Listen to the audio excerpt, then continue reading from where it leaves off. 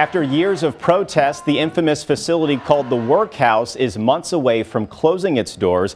And we went to the city of St. Louis and got answers on how leaders plan to remove all inmates by July 1st. Caroline Hecker explains why they believe shutting down the Workhouse is good policy.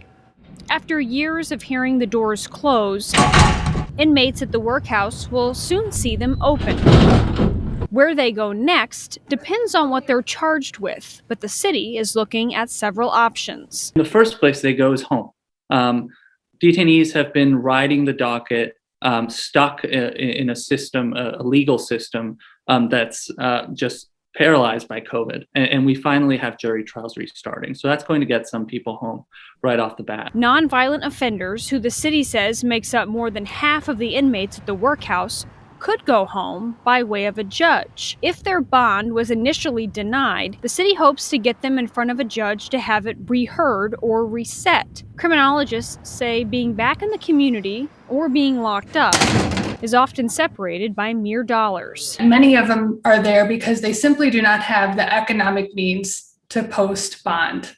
And so the difference between someone being in the community and being in jail is often, can be just a couple $100s. Right now, there are 340 inmates at the Workhouse and another 450 at the City Justice Center. The city says repairs to wings damaged by riots at the downtown jail are almost complete. There's one big tranche of people that we just want to move home, either through bond, through having their charges dropped.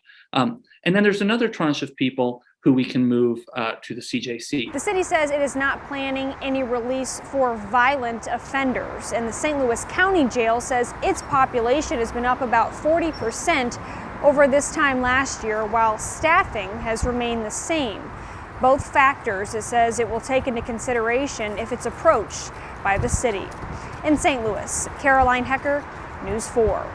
News 4 did ask to speak with the new director of public safety, Dan Isom, to get his thoughts on the plans. The mayor's office told us he was not available.